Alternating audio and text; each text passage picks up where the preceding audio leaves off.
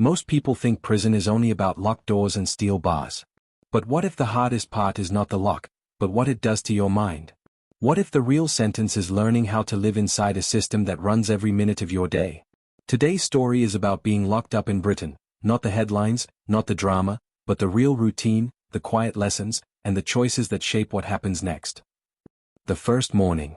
The first morning inside a British prison does not begin with shouting. It begins with silence. A thin mattress. A small window with thick glass. A metal toilet in the corner.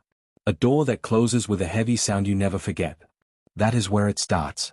The room is called a cell, but it feels more like a pause button on life. Everything outside keeps moving. Family, friends, bills, birthdays, weather. Inside, time feels slower. Not frozen. Just slower. In the United Kingdom, most prisons follow a structured daily routine. Wake up is early. Usually around 7 in the morning. Officers move down the corridor. There is no alarm clock you control. The system decides when the day begins. Breakfast is simple. Cereal. Toast. Tea. Sometimes fruit. There are no choices like at home. You eat what is provided. You learn quickly that routine is everything. For someone new, this routine feels overwhelming. Not because it is loud, but because it is strict. Every movement depends on permission. Doors open at certain times. Doors close at certain times. There is something called bang up, which means being locked inside your cell. It can last hours. Sometimes most of the day. British prisons are divided into categories. Category A holds the highest security prisoners. Category D is open prison, where some individuals can work outside during the day. But no matter the category, structure rules everything. The first lesson inside is patience. You wait for your turn to shower. You wait for association time. You wait for education classes. You wait for letters. You wait for visits. Waiting becomes part of daily life. Many people in UK prisons share a cell. 2 beds. Limited space. 2 adults learning how to live in a room the size of a small office. There are unspoken rules. Respect the space. Keep your area clean. Do not touch what is not yours. Small conflicts can grow quickly if respect disappears. So most people learn to stay calm. Cleanliness matters more than most expect. In prison, your cell is one of the few things you can control. Making your bed neatly. Organizing books. Folding clothes. It may sound small, but it gives structure to the mind. After breakfast, the day depends on your assigned activity. Some work in prison kitchens. Some clean wings. Some join workshops where they learn trades like carpentry, painting, or basic manufacturing skills. Others attend education classes, English, maths, IT, sometimes even distance learning courses. The UK prison system often focuses on rehabilitation. It is not perfect. It faces challenges like overcrowding and limited resources. But many prisons offer programs to help people gain skills before release. For someone locked up, education becomes more than a class. It becomes time out of the cell. It becomes movement. It becomes purpose. But not everyone signs up immediately. The first weeks are often about adjustment. Understanding the system. Learning which forms to fill out. Learning how to apply for courses. Even simple paperwork feels complicated when you are new. There is something called an induction period. During this time, new arrivals learn the rules. What items are allowed. How visits work. How to request healthcare. How to access mental health support. These systems are important, but they take time to understand. Mental health is a quiet subject inside prison. Being locked up brings emotions that are hard to describe. Regret. Shame. Anger. Fear about the future. Missing family. Missing normal life. But open conversations do not always happen easily. Instead, people cope in different ways. Some exercise every day in the yard. Some read constantly. Some write letters. Some stay quiet and observe. The exercise yard in Britain is usually a concrete area surrounded by high walls and fencing. It is not dramatic. It is not like in movies. It is simply space to walk, breathe fresh air, and stretch your legs. For many, that hour outside is the most important part of the day. The weather becomes more noticeable. Cold mornings. Grey skies. Light rain. In the UK, weather is part of daily life, even inside prison. You feel it during yard time. You talk about it because it connects you to the outside world. Visits are another turning point. In most UK prisons, Family visits are allowed under strict schedules. There are security checks. There are time limits. There are rules about contact. But when someone sees their family after weeks inside, something shifts. A visit reminds you that life outside still exists. It also reminds you of what you are missing. For many, that moment becomes a decision point. You can either focus on frustration, or you can focus on change.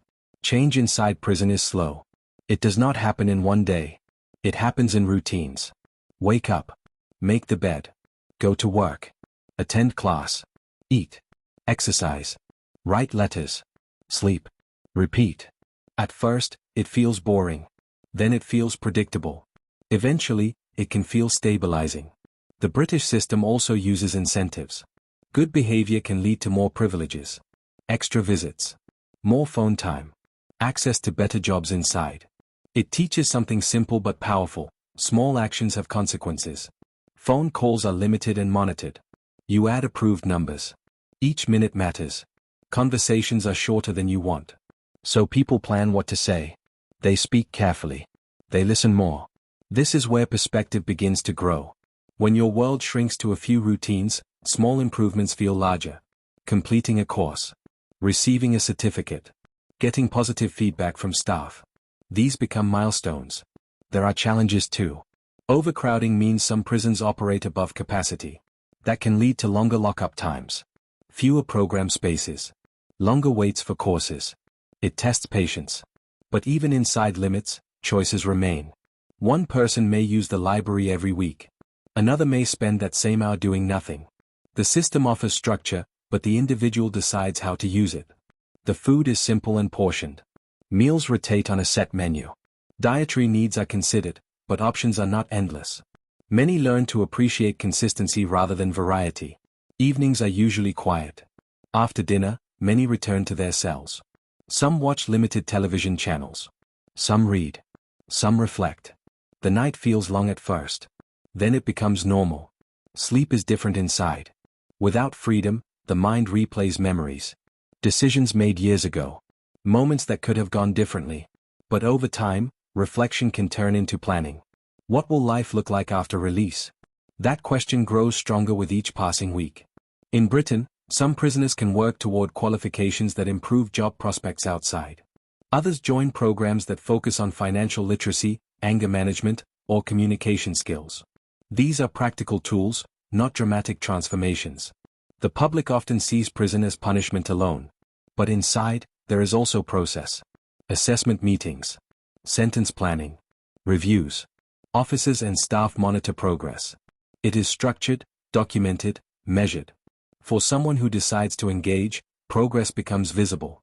For someone who resists, time simply passes. And that is the hidden truth of being locked up in Britain. Time will move forward no matter what you do. The real difference lies in how you use it. By the end of the first month, the heavy door no longer surprises you. The schedule no longer confuses you. The routine feels familiar. And as the weeks turn into months, that single question becomes more important than the lock on the door. Learning the system. After the first month, something changes. The shock fades. The routine no longer feels foreign. You begin to see the pattern behind the walls. And when you see the pattern, you realize something important. Prison in Britain is not random. It runs on systems. Every person inside has a file. That file follows them through the sentence. It includes risk assessments, education levels, behavior records, and future plans. It is updated regularly. Meetings take place to review progress. Nothing moves forward without documentation. At first, this feels impersonal. Like being reduced to paperwork. But slowly, you understand that this paperwork decides many things. Transfers. Job assignments. Course eligibility. Even recommendations for early release under certain conditions. So the second lesson inside is awareness. You begin to ask questions. How do I apply for this course? What do I need to qualify for that workshop? How does behavior affect privileges? These questions matter more than most people realize. In many British prisons, there is a system of earned privileges. It often has levels. Basic. Standard. Enhanced. Each level comes with differences. More phone credit. More association time. Sometimes access to in-cell televisions for longer hours. These may sound small, but inside they feel significant. Moving up a level requires consistent behavior. No major rule breaks. Positive engagement with staff. Participation in work or education. It becomes clear that attitude has weight. This does not mean every day is easy. There are frustrations. Delays happen. Applications take time. Staff shortages sometimes mean activities are cancelled. But reacting badly rarely improves anything. Patience becomes strategy. Education starts to feel different too. Many arrive with unfinished schooling. Some struggle with reading or maths. In the outside world, people hide these struggles. Inside, there are basic skills classes designed to help quietly and respectfully. For some, it is the first time in years they sit in a classroom. There is no loud applause. No dramatic transformation. Just steady learning. One worksheet at a time. One test at a time. One certificate at a time. And certificates matter. They are proof of effort. Proof that time inside was not empty. Work assignments also teach discipline. Kitchens require early starts.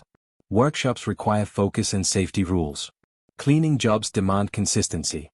Pay is small, often just a few pounds a week credited to prison accounts. But that money can be used for extra food items or phone credit. Earning even a small amount changes perspective. It creates responsibility. Financial management becomes real. There is a weekly spending limit. You must choose carefully. Snacks or phone credit. Extra toiletries or save for later. These small decisions teach planning. Visits continue to shape motivation. Families notice change before anyone else. A calmer voice on the phone. More thoughtful letters. Conversations shift from complaints to goals. Instead of saying "I can't wait to get out," the focus becomes "here's what I'm working on." That shift is powerful. British prisons also run behavior programs. Some focus on decision-making. Others on substance awareness or emotional control. They are not dramatic therapy sessions like in movies. They are structured courses with clear steps. Participants reflect on choices. They write. They discuss. They complete exercises. It can feel uncomfortable at first. Looking honestly at past decisions is not easy. But avoiding that reflection keeps the same patterns alive. There is also healthcare inside prison. Access to doctors, nurses, and mental health teams exists, though waiting times can vary. For some, this is the first time they address long-ignored issues. Physical health improves with routine meals and regular schedules. Sleep patterns stabilize. Exercise becomes consistent. Routine, once seen as punishment, begins to feel like structure. Transfers between prisons sometimes happen. Security levels change. Program needs shift. A transfer means packing belongings into clear plastic bags. Saying quick goodbyes. Adjusting again to a new wing, new officers, new cellmates. But the lessons learned travel with you. By now, the system is clearer. You know how to apply for things. You understand how behavior shapes opportunities. You recognize which moments require calm instead of reaction. There is also something called release planning. In Britain, preparation for release can begin months before the actual date. Meetings discuss housing, employment support, probation requirements, community supervision. It is not automatic freedom. It is structured transition. Resettlement teams work to reduce the risk of returning. They connect individuals to outside services, job centers, training programs, housing support. But these plans only work if the individual engages. Engagement is the key word. Some choose to stay passive, counting days. Others lean forward, preparing for what comes next. Even friendships inside reflect this difference. There are those who focus only on the past. And there are those who talk about the future. Conversations about business ideas, education plans, family repair. These conversations feel different. Lighter. Forward-looking. Time inside continues to move steadily. Morning unlock. Breakfast. Work. Education. Exercise. Dinner. Lock up. But now there is intention behind the routine. Reading expands. The prison library may not be large, but it offers escape and growth. Biographies. Self-development books. History. Fiction. Words become windows. Many begin journaling. Writing thoughts down creates clarity. Goals on paper feel more real than thoughts in the mind. There are still hard days. News from home can be heavy. Missed birthdays hurt. Relationships sometimes strain under distance. Not every visit goes smoothly. Not every phone call brings comfort. But resilience builds quietly. You learn to separate what you can control from what you cannot. You cannot control the size of the cell. You cannot control the meal menu. You cannot control the weather in the yard. But you can control effort, behavior, focus, response. This mindset does not remove the consequences of being locked up. It does not erase mistakes. But it shapes what those consequences produce. Some officers notice effort. Respect grows on both sides when communication stays calm and consistent. Mutual respect does not mean agreement. It means professionalism. That professionalism makes daily life smoother. Incentives increase gradually for those who stay consistent. Enhanced status brings small freedoms. Longer association. Sometimes access to additional programs. Small steps forward feel meaningful because they are earned. The biggest change, though, is internal. The person who walked in during the first week was overwhelmed. Now, months later, there is clarity. You understand the rhythm of the place. You understand the expectations. And most importantly, you begin to understand yourself within the structure. Locked up in Britain is not just about confinement. It is about how structure tests character. The walls remain the same. The doors still lock. The schedule does not bend. But inside that fixed system, personal direction starts to form. And as release planning meetings become more frequent, as dates on the calendar feel closer, a new question begins to take shape. When the door finally opens for good, will the discipline built inside survive outside? That question waits quietly in the background, growing stronger with each passing week. Preparing for the outside. As the months pass, the calendar starts to feel different. At the beginning, dates felt far away. Release sounded like a distant idea. Now it has a number attached to it. A month. A week. A specific morning. That changes the way time feels. Preparation becomes more serious. In British prisons, release is rarely sudden. There are structured steps before someone walks out. Meetings with resettlement teams become more focused. Housing is discussed in detail. Is there a safe place to stay? If not, can temporary accommodation be arranged? Forms are filled out carefully because mistakes can delay support. Employment support becomes practical. CV workshops. Basic interview skills. Guidance on explaining gaps in work history honestly but professionally. There is no promise of instant success. Only preparation. For many, this stage brings mixed emotions. Excitement grows. Freedom is close. Simple things like choosing what to eat, walking without permission, or closing a door by choice begin to feel powerful. But alongside excitement, there is quiet anxiety. The outside world has not paused. Technology changes fast. Job markets shift. Relationships evolve. Children grow older. Friends move on. There is a fear of stepping into a world that feels familiar but also new. Inside prison, structure guided every hour. Outside, structure must be built personally. That realization becomes central. Some individuals nearing release are moved to lower security environments, such as Category D open prisons, if they qualify. In these settings, there may be opportunities for temporary release to work during the day. This is tightly controlled and monitored. It is not freedom. It is preparation. Working outside during the day and returning to prison in the evening teaches balance. It exposes someone to responsibility again. Waking up for a job. Following workplace rules. Interacting professionally. Managing travel time. It rebuilds confidence slowly. For those who remain in closed conditions, preparation happens through planning and mindset. Budgeting exercises become more serious.